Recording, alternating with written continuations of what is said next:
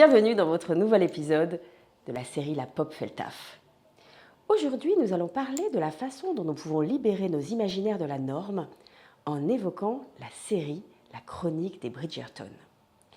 Alors, pour aborder ce sujet-là, on aurait aussi pu prendre par exemple le dessin animé des studios Disney consacré à la petite sirène, ou bien la pièce de théâtre L'Enfant maudit de J.K. Rowling. Mais qu'ont en commun ces œuvres? Elles ont fait le buzz, et un drôle de buzz. Un buzz lié à la couleur de peau des personnages ou de leurs incarnations à l'écran. Alors, dans le cas de la petite sirène, c'était un petit peu tiré par les cheveux parce que, a priori, les sirènes étant des créatures imaginaires, personne ne sait de quelle couleur leur peau est. D'ailleurs, vous pouvez lire un très bon article sur notre média Lebno au sujet de la petite sirène noire.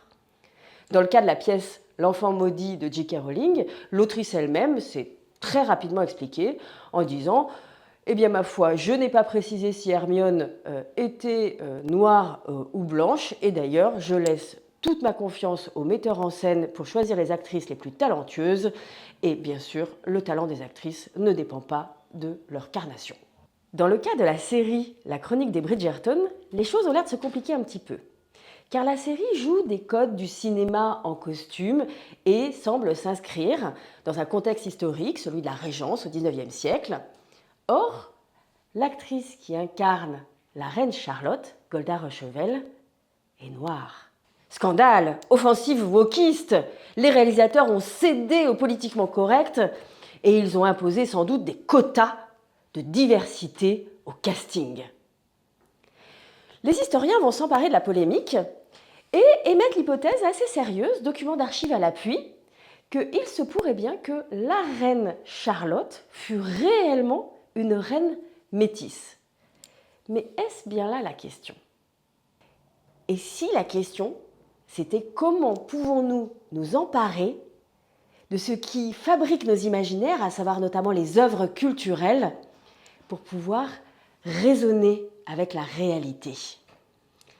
Le philosophe Daniel Sibony nous dit qu'une œuvre d'art n'a pas spécialement vocation à représenter le réel, y compris d'ailleurs quand elle s'inscrit dans un courant tel que l'hyperréalisme ou qu'elle se produit à partir de documents très précis, d'archives, de grosses recherches, etc.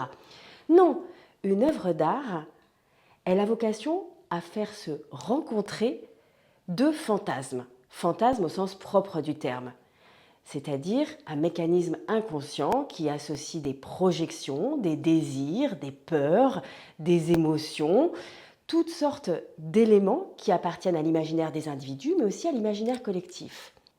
Aussi, la dynamique à l'œuvre quand nous nous confrontons à une œuvre artistique, c'est précisément la rencontre de ces fantasmes, celui du créateur, celui de l'individu qui est confronté à cet imaginaire qui n'est pas le sien, et aussi évidemment les imaginaires collectifs. Il ne faut pas être étonné que cela puisse susciter de fortes émotions, voire d'importantes réactions.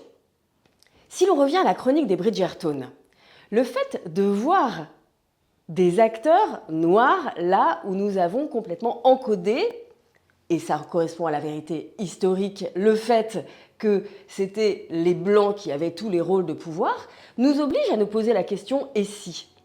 Et si ça n'avait pas été les Blancs? Et si cette époque n'avait pas été le fruit de plusieurs années de colonisation et d'esclavagisation? Qu'aurait été le monde à l'époque de la Régence? Et que serait devenu le monde après la Régence? Eh bien, ce mécanisme du « et si », il nous est fort utile quand on veut penser l'avenir, quand on veut penser le futur, quand on veut innover, quand on veut trouver des solutions à des problèmes pour lesquels le passé n'a pas de réponse. C'est bien la situation dans laquelle on est aujourd'hui, aussi bien vis-à-vis des sujets d'environnement que des sujets d'organisation du travail, de modèles économiques, etc., etc. Donc nous n'avons pas le choix. Il nous faut libérer nos imaginaires pour pouvoir embrasser le changement, inventer l'avenir, créer de nouveaux récits.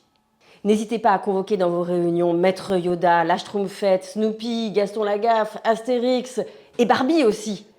Vous allez voir comme ils vont susciter des conversations, comme les différents imaginaires, les différentes projections des uns et des autres vont se confronter et qu'il pourrait bien en sortir des choses très intéressantes qui vont vous permettre de mieux connaître votre collectif et surtout de l'engager vers un projet narratif nouveau. En synthèse, pourvu qu'elle soit bien managée, la conversation collective autour des imaginations est un formidable levier de transformation culturelle.